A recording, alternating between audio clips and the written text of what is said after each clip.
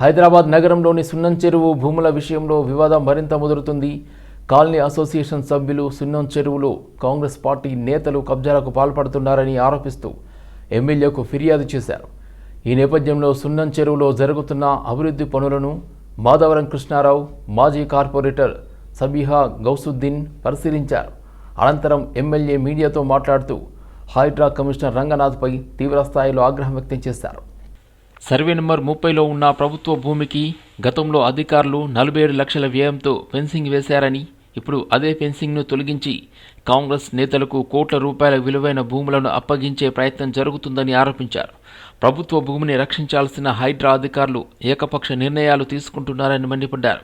BRS నేతలు ప్రశ్నిస్తే స్పందించకపోవడం తగదని పేర్కొన్నారు. కె చంద్రశేఖరరావు ప్రభుత్వ కాలంలో నగరంలోని చెరువులు, కుంటలను అభివృద్ధి చేశామని, ఆ అభివృద్ధి ప్రజలకు తెలియకుండా చేయాలనే ఉద్దేశంతో ప్రస్తుతం లైట్లు కూడా వెలగనివ్వడం లేదని ఆరోపించారు. అలాగే రేవంత్ రెడ్డి ప్రభుత్వం విధానంపై కూడా విమర్శలు గుప్పించారు. ప్రశ్నించిన వారిపై కేసులు పెట్టడం సరైంది కాదన్నారు.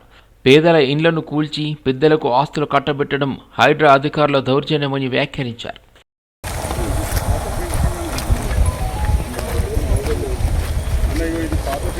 ఇందాక ఫెన్సింగ్ వేసింది ఇరిగేషన్ డిపార్ట్మెంట్ మేమే మట్టి తీయమని చెప్తుంది, మేమే మట్టికి ల్యాండ్ చూపెడుతుంది చెప్పింది.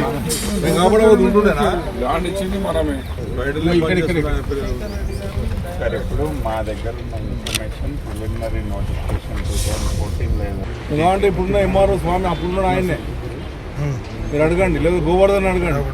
బిల్డింగ్ పర్మిషన్ వచ్చినాక కూడా ఇన్స్పెక్షన్ చేసి క్యానల్ చేపించారు. ఇప్పుడు మా దగ్గర ఉన్న ఇన్ఫర్మేషన్ ప్రిలిమినరీ నోటిఫికేషన్ 2014 ఏదైతే ఉందో ఆ కోఆర్డినేట్స్కి మేము చెక్ చేస్తాం.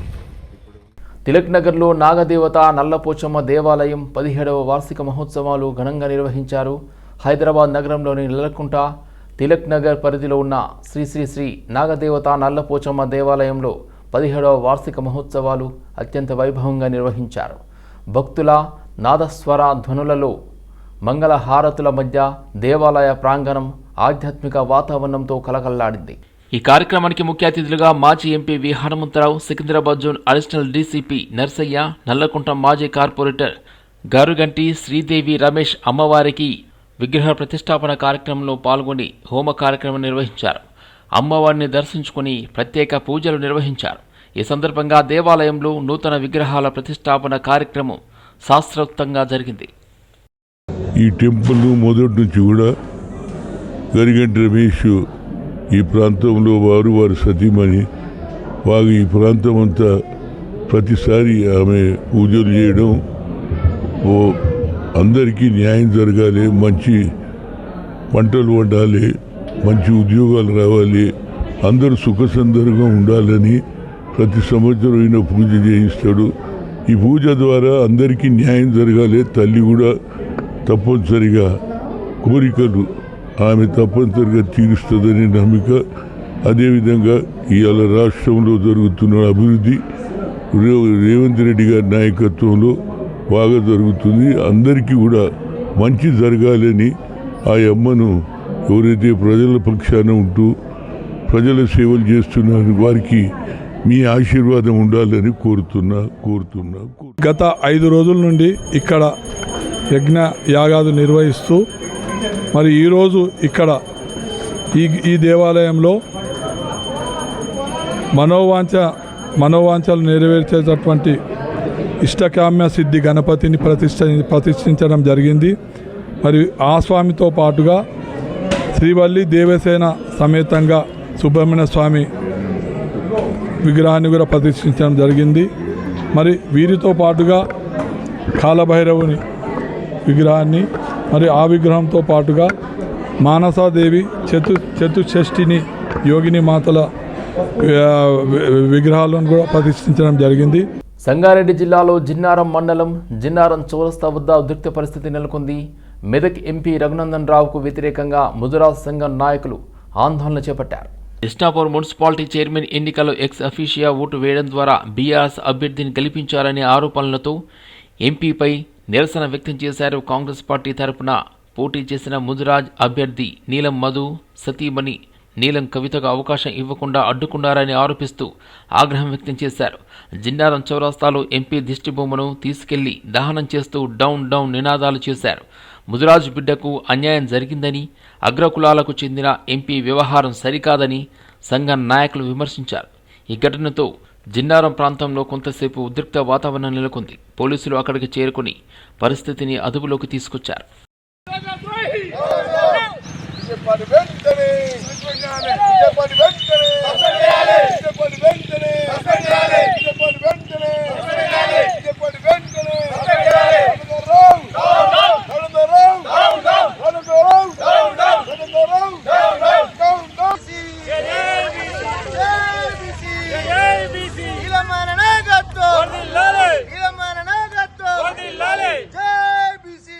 రాజమహేంద్రవరంలోని చౌడేశ్వరి నగర్, స్వరూపానగర్లో స్థానికులు అస్వస్థతకు గురైన ఘటనపై ఏపీ సీఎం చంద్రబాబు అసెంబ్లీలో ప్రకటన చేశారు.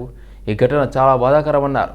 లాలా చెరువు ప్రాంతంలో 4 చనిపోయారని, 8 మంది ఆసుపత్రిలో చికిత్స పొందుతున్నారని చెప్పారు. వారిలో 2 పరిస్థితి విషమంగా ఉందని పేర్కొన్నారు. మృతుల కుటుంబాలకు ప్రభుత్వం తరపున 10 లక్షల చొప్పున ఆర్థిక సాయం అందిస్తామన్నారు. వరలక్ష్మి డైరీకి చెందిన కల్తీ పాల వల్లే పలువురు అస్వస్థతకు గురైనట్లు ప్రాథమికంగా నిర్ధారణ అయిందని పేర్కొన్నారు. సెక్షన్ 194 కింద బాధ్యులపై కేసు నమోదు చేశామన్నారు. బాధాకరమైన దురదృష్టకరమైన సంఘటన. వాంతులు, కడుపు నొప్పి, మూత్ర నిలిచిపోవడం, డయాలసిస్ సమస్యతో పేషెంట్లు వచ్చారు.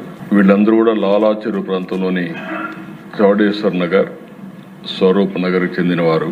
క్లినికల్ పరీక్షల్లో రక్తంలో యూరియా మరియు సీరం కెరియాటిన్ స్థాయిలు పెరిగినట్లు గమనించారు. ఇమ్మీడియట్గా ఆ నమూనాలని తీసుకుని ఎక్కడి నుంచి వస్తుంది, సోర్స్ ఏంటి, అన్ని విధాలు కూడా ఎంక్వైరీ చేస్తున్నారు. ఇది ఒకసారి చూస్తే దిశ కోరుకొండ మండలం నర్సాపురం గ్రామం వరలక్ష్మి మిల్క్ డైరీ ఒక 106 మందికి మిల్క్ సరఫరా చేయడం, ఆ మిల్క్ని, ఆ డైరీ నుంచి వచ్చే మిల్క్ దీనికి కారణమని ప్రాథమికంగా నిర్ధారించారు. దీనివల్ల దేశ ఇప్పటికే 4 చనిపోయారు, 8 మంది హాస్పిటల్లో ఉన్నారు, ఇంకా 2 వెంటిలేటర్ పైన ఉన్నారు. ఇవన్నీ కూడా ఎప్పటికప్పుడు మానిటర్ చేస్తూ వీళ్ళు కూడా చనిపోయిన వాళ్ళని చూస్తే ఇతను ఎవరైతే డైరీ మెయింటైన్ చేస్తున్నాడో అద్దాల గణేశ్వరరావు, అతన్ని పోలీసులు తీసుకుని మొత్తం కూడా ఇన్వెస్టిగేషన్ చేస్తున్నారు. కలుషితం చేయంటే మాత్రం చాలా సీరియస్గా ఉంటాం. ఒకవేళ ఏం జరిగిందో మొత్తం ఎస్టాబ్లిష్ చేసి దోషులపైన కఠినమైన చర్య తీసుకుంటాం. ప్రజలకు ఇబ్బంది కలిగే విధంగా ఎవ్వరు ప్రవర్తించినా ఈ ప్రభుత్వం ఉదాసీనంగా ఉండదు, చాలా కఠినంగా ఉంటాం. ఆ విషయం గుర్తుపెట్టుకోవాల్సిందిగా మరొక్కసారి హెచ్చరిస్తూ, ఎవరైతే చనిపోయారో ప్రాథమికంగా 4 చనిపోయారు. ఆ 4కి ఒక 10 లక్షల రూపాయల చొప్పున ఆర్థిక సహాయం చేస్తూ, అదే సమయంలో ఎవరైతే హాస్పిటల్లో ఉన్నారో వాళ్ళని పూర్తిగా రికవర్ అయ్యే వరకు వారికి ఎంత డబ్బులైనా ఖర్చు అయినా ఆ డబ్బులు కూడా ఖర్చు పెట్టి వారికి పూర్తిగా సహకరిస్తామని చెప్పి మరొకసారి తెలియజేసుకుంటూ, రాజమండ్రిలో కల్తీ పాలు సేవించి 4 మృతి చెందిన ఘటన తీవ్ర విషాదాన్ని మింపింది.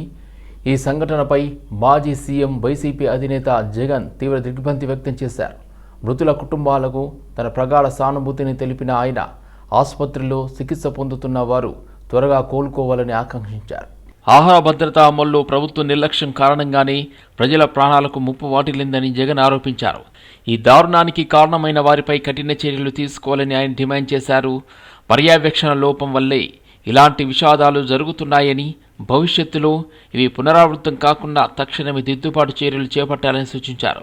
బాధితులందరికీ మెరుగైన వైద్యం అందించేందుకు ఆరోగ్య శాఖ వెంటనే రంగంలోకి దిగాయని, అవసరమైతే నిపుణులైన వైద్య బృందాలను పంపాలని జగన్ కోరారు. ఆహార భద్రత తనిఖీలను కట్టుదిట్టం చేసి పాల వంటి నిత్యావసరాలపై ప్రజలకు నమ్మకం కలిగించాలని విజ్ఞప్తి చేశారు. తూర్పుగోదావరి జిల్లా రాజమండ్రి నగరంలోని లాలా చెరువు, చౌడేశ్వరి నగర్ ప్రాంతాల్లో గత 2 రోజులుగా 4 మరణించారు. అతి తెలివితో CM Revanth Reddy diversion politics చేస్తున్నారని కోరుట్ల ఎమ్మెల్యే కల్వకుంట్ల సంజయ్ విమర్శించారు.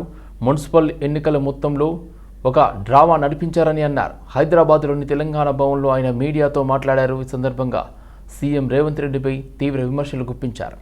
సీఎం రేవంత్ రెడ్డి ఏ ఒక్క రోజు మున్సిపాలిటీల అభివృద్ధి గురించి చెప్పలేదని సంజయ్ అన్నారు. ప్రజాస్వామ్యాన్ని నమ్ముకున్న వ్యక్తిగా, ఒక డాక్టర్గా, రాజ్యాంగాన్ని నమ్ముకున్న వ్యక్తిగా అన్ని వాస్తవాలను ప్రజల ముందు పెడుతున్నానని తెలిపారు. మున్సిపల్ ఎన్నికల ముందు మా నాయకుడు హరీష్ రావుకు సిట్ పేరుతో నోటీసులు ఇచ్చి మొదటి డ్రామాకు తెరలేపారని తెలిపారు.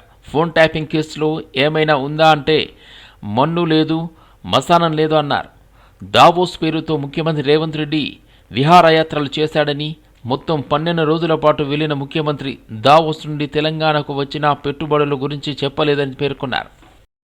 రేవంత్ రెడ్డి గారు ఈ ఎలక్షన్ ప్రాసెస్లో వారు ప్రచారం చేయడం జరిగింది, తిరగడం జరిగింది. కానీ ఏ ఒక్క రోజు కూడా మొత్తం ఎలక్షన్ ప్రాసెస్లో మీ అందరూ కూడా మళ్ళొకసారి మీ పేపర్లలో ఏం ప్రచురించబడినాయో చూడండి ఒకసారి. ఒక్క రోజు కూడా మీటింగ్లలో కానీ మేనిఫెస్టోలో కానీ మున్సిపాలిటీలకు ఏమి చేస్తాము, మున్సిపాలిటీల అభివృద్ధికి ఏం చేస్తాము, మున్సిపాలిటీలో ఉన్న ప్రజల సంక్షేమం ఏం చేస్తాము, పోనీ మా జర్నలిస్ట్ మిత్రులకు చేసిన వాగ్దానాలు ఏమైనాయి.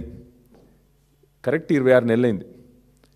ఇప్పుడు కూడా మీరు చూస్తే ఎలక్షన్ ప్రాసెస్ అంతా ఒక నాటకంలా జరుగుతూ ఉంది. కానీ ప్రజలకు సంబంధించిన విషయం, ప్రజల సంక్షేమం సంబంధించిన విషయాలు కానీ, మున్సిపాలిటీ విషయాలు కానీ ఒక్క విషయం కూడా మాట్లాడలేదు ముఖ్యమంత్రి రేవంత్ రెడ్డి గారు.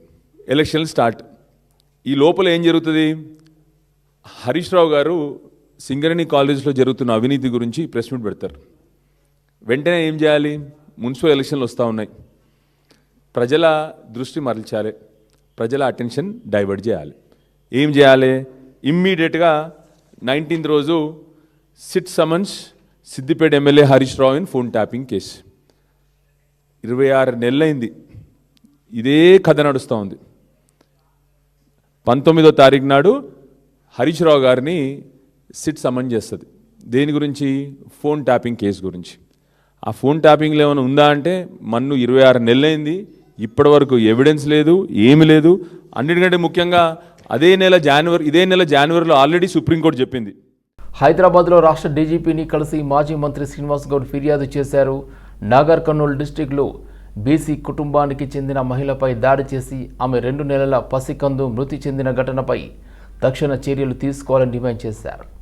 ఈ సందర్భంగా శ్రీనివాస్ గౌడ్ మాట్లాడుతూ సభ్య సమాజం తలదించుకునే విధంగా అత్యాచారాలు, దాడులు జరుగుతున్నాయని ఆందోళన వ్యక్తం చేశారు. తెలంగాణ రాష్ట్రం ఏర్పడిన తర్వాత గతంలో పోలీసులు వేగంగా కేసు ఛేదించేవారని, ప్రస్తుతం పట్టపగలు ఘటనలు జరిగిన స్పందన కనిపించడం లేదని విమర్శించారు. గత జాతర సందర్భంగా దైవ దర్శనానికి వెళ్లిన మహిళపై కులం పేరుతో దాడి చేసి ప్రైవేట్ భాగాలపై కూడా దురుసుగా ప్రవర్తించారని ఆరోపించారు. దాడిలో చిన్న పసికందును తన్నడంతో మృతి చెందినట్లుగా పేర్కొన్నారు. బాధితులు ఫిర్యాదు చేసినప్పటికీ పోలీసులు నిర్లక్ష్యంగా వ్యవహరిస్తున్నారని, కొందరు అధికారులు అవినీతికి పాల్పడుతూ అధికార పార్టీ మెప్పు కోసం పనిచేస్తున్నారని ఆరోపించారు. బాధిత మహిళకు 1 కోటి ఆర్థిక సాయం, 1 ప్రభుత్వ ఉద్యోగం ఇవ్వాలని ప్రభుత్వాన్ని డిమాండ్ చేశారు. తలదించుకున్న రీతిలో ఈ రాష్ట్రంలో జరుగుతున్నటువంటి అనేక రకాల అరాచకాలు, అత్యాచారాలు, మానభంగాలు, దోపిడీలు, వ్యవస్థ పూర్తిగా తలదించుకునే రీతిలో ఉంది. ఒకప్పుడు తెలంగాణ పోలీస్ అన్నా, తెలంగాణ న్యాయ వ్యవస్థ అన్నా రాష్ట్ర వ్యాప్తంగా కూడా, దేశవ్యాప్తంగా కూడా ప్రపంచ స్థాయిలో రికార్డు ఉండేది. ఎక్కడ ఏ సంఘటన జరిగినా నిమిషాల మీద పట్టుకుంటారు. ముఖ్యంగా మహిళల పైన ఏ సంఘటన జరిగినా ఊరుకోరు అనేటువంటి పెద్ద పేరు ఉండేది. 2 నెలల పసిగుడ్డును ఎత్తుకొని అయ్యా కనికరించండి, తన్నొద్దు, నా బిడ్డ ఉందన్న కూడా కాలితో తంతే ఎగిరిపోయి బండ మీద పడ్డాడు పిల్లోడు. అడుక్కుంటుంది. గుడి దర్శనం, ఈ గుడికి సున్నం వేసిన వాళ్ళ మేమే. నేను ఎస్సీని, నేను రజకుని పెళ్లి చేసుకున్నాం, బీసీని, మేమే సున్నం వేసినాం ఈ గుడికి.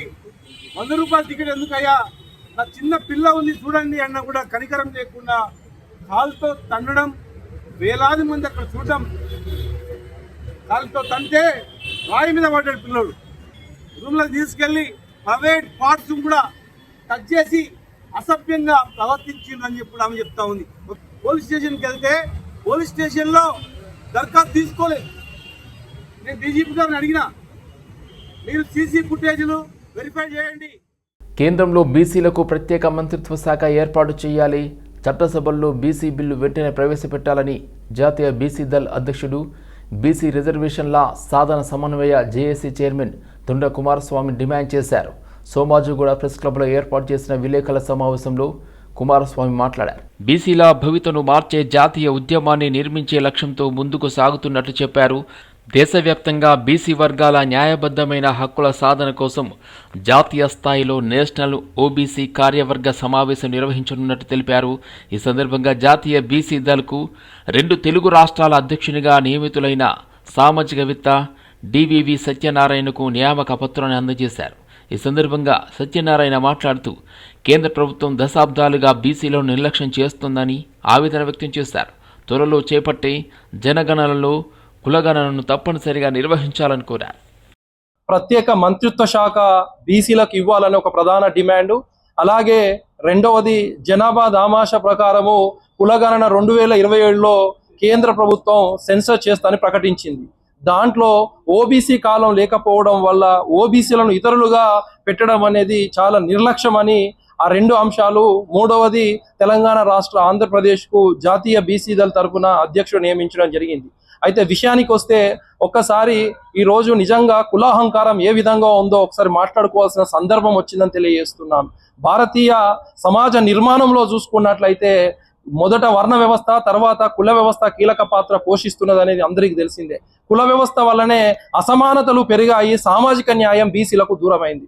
సామాజిక న్యాయం దూరం కావడం వల్ల దశాబ్దాలుగా చరిత్ర ఆరంభం నుంచి చరిత్ర పొడవునా బీసీలు హక్కుల కోసం, రిజర్వేషన్ల కోసం, సామాజిక న్యాయం కోసం, సాంఘిక విముక్తి కోసం పోరాటం చేస్తూనే ఉన్నారు. ఈ క్రమంలో చరిత్ర పొడవునా బీసీలు విద్య, ఆస్తి, అధికారం అనే 3 అధికారాలు అత్యధికంగా నష్టపోయింది ఎవరన్నా ఉన్నారా అంటే అది బీసీలు మాత్రమే. ఈ రోజు ఎంబీసీలు సంచార కులాలు, అర్ధ సంచార కులాలు అర్ధ బానిసలుగా బతుకుతున్నారంటే చరిత్ర ఏం చెబుతుందో ఒక్కసారి అర్థం చేసుకోండి. ఈ రోజు సగటు మనిషికి అందవలసిన కూడు, గుడ్డ, నీరు కూడా అందని పరిస్థితి. దారిద్ర్యం. సంగారెడ్డి జిల్లా పటాన్చేరు నియోజకవర్గంలోని రామచంద్రపురం డివిజన్ చౌరస్తాలో ఉన్న డాక్టర్ బిఆర్ అంబేద్కర్ విగ్రహాన్ని తొలగించే ప్రయత్నాలపై స్థానిక గ్రామస్తులు తీవ్ర ఆగ్రహం వ్యక్తం చేశారు. ఈ మేరకు మీడియా సమావేశం నిర్వహించి ప్రభుత్వ వైఖరిని ఎండగట్టారు. బీరంగూడ నుండి రామచంద్రపురం వచ్చే దారిలో ఉన్న నెహ్రూ, గాంధీ విగ్రహాలను కదపకుండా కేవలం అంబేద్కర్ విగ్రహాన్ని మాత్రమే తొలగించడంపై గ్రామస్తులు మండిపడుతున్నారు. రోడ్డు విస్తరణ కోసం విగ్రహాన్ని పూర్తిగా తొలగించాల్సిన అవసరం లేదని, కొద్దిగా వెనక్కి జరిపితే సరిపోతుందని వారు సూచిస్తున్నారు. మంత్రి వివేక్ సానుకూలంగా స్పందించినప్పటికీ స్థానిక ఎమ్మెల్యే మహిపాల్ రెడ్డి మాత్రం విగ్రహాన్ని ఇక్రిసాట్ పక్కన ఉన్న రైల్వే స్థలానికి తరలించాలని సూచించడం హేయమైన చర్య అని ధ్వజమెత్తారు. గ్రామస్తుల అంగీకారంతోనే విగ్రహం తరలిస్తున్నామన్న ఎమ్మెల్యే మాటలను పాత రామచంద్రపురం, కాశీరెడ్డిపల్లి, మందమూల వాసులు ఖండిస్తున్నారు. వాళ్ళ పుట్టకూలి కోసం మీ దగ్గరకు వస్తున్నారేమో తెలియదు. మరి వాళ్ళు ఏమైనా మేము విగ్రహాన్ని జరిపిస్తాము, దీని వెనకాల మేము ఉంటాం, మాకు ఎంత డబ్బులు ఏంటి అని అడుగుతున్నారేమో. మరి ఇదే అనుమానం కలుగుతుంది మాకు. మరి మేము ఆ రోజు మిమ్మల్ని ముఖ్య అతిథిగా పిలిస్తే కూడా మీరు రాలేదు. దీంట్లో చూడొచ్చు, ఇది శిలాఫలకం. దీని మీద గూడెం మహిపాల్ రెడ్డి గారి పేరుంది, ఎమ్మెల్సీ భూపాల్ రెడ్డి గారి పేరుంది, అప్పటి కార్పొరేటర్ తొంటంజయ్ గారి పేరు కూడా ఉన్నది. కేవలం తొంటంజయ్ గారు వచ్చారు ఆ రోజు, గౌరవంగా మేము పిలిచాము, వచ్చారు, ఒక 10 నిమిషాలు ఉండేసి వెళ్ళిపోయారు. కానీ గూడెం మహిపాల్ రెడ్డి గారు రాలేదు, భూపాల్ రెడ్డి గారు కూడా రాలేదు. వాళ్ళు రానందుకు మాకు ఎటువంటి ప్రాబ్లం ఏం, మాకు ఎటువంటి దాంట్లో సమస్య లేదు. కానీ మీ పాత్ర లేదు, ఇల్లు మీకు అవసరమే లేదు. మరి ఈ విగ్రహాన్ని మీరెందుకు తీసుకెళ్ళి అక్కడ పెట్టాలనుకుంటున్నారు? సరే, కొంతమంది వచ్చి విగ్రహాన్ని ఇక్కడ పెట్టండి, మాకు న్యాయం చేయాలని అంటున్నారు కదా. మరి మాకు కూడా న్యాయం చేయండి. మీరు ఒక ప్రజాప్రతినిధి అయినప్పుడు మాకు కూడా న్యాయం చేయాలి. మీరు ప్రజల ఓట్లతో గెలుచుకున్నారు కదా. మా ఎస్సీల ఓట్లు పడ్డాయి మీకు, మా బీసీలు, ఎస్టీలు, మైనారిటీలు అందరూ కలిసి ఓట్లు వేస్తేనే కదా, ఓట్లు పడితేనే కదా గెలిచారు మీరు. మరి మాకు కూడా న్యాయం చేయండి. ఈ విగ్రహాన్ని తీసుకెళ్ళి అక్కడ పెట్టే బదులు మరి 40 లక్షలు పెట్టి విగ్రహాలు రెడీ ఉన్నప్పుడు మరి మీకు ఎందుకు కుట్ర చేస్తున్నారు, ఎందుకు కుట్ర పడుతున్నారు? ఇక్కడ ఉన్నటువంటి విగ్రహాన్ని తీసుకెళ్ళి అక్కడ పెట్టాల్సిన అవసరం ఏమున్నది? అక్కడ శివాజీ సర్కిల్గా పెడతా అంటున్నారు, పెట్టుకోండి. శివాజీ కూడా మహారాజే, శివాజీని కూడా మేము గౌరవిస్తాం. అక్కడ శివాజీ సర్కిల్గా పెట్టండి. కావాల్సిన మీరు ఇంకో అంబేద్కర్ విగ్రహాన్ని పెట్టండి, మీ దగ్గర డబ్బులు ఉండొచ్చు. మెరుగైన భవిష్యత్తు కోసం central bank of India retail credit out reach campaign హైదరాబాద్లో నిర్వహించింది. ఈ సమావేశంలో హౌసింగ్ ఫైనాన్స్ రంగానికి చెందిన బిల్డర్లు, రియల్ ఎస్టేట్ ప్రమోటర్లు అదేవిధంగా కార్ డీలర్లు పెద్ద సంఖ్యలో పాల్గొన్నారు. గృహ రుణాలు, వాహన రుణాలు, ఇతర రిటైల్ క్రెడిట్ పథకాల ద్వారా వ్యాపార విస్తరణకు ఉన్న అవకాశాలపై బ్యాంకు అధికారులు అవగాహన కల్పించారు. రిటైల్ క్రెడిట్ క్యాంప్ ఆర్గనైజ్ చేశాం. హైదరాబాద్లోని ఈ హోటల్లోని ఇవాళ అరేంజ్ చేశాము. ముఖ్య ఉద్దేశం ఏంటంటే it is not just to give disbursements or sanctions. The objective of this mega credit camp is to connect with existing as well as the new customers, to explain the USP and highlights of all our products and services, to tell the customers how these products and this pricing will help them.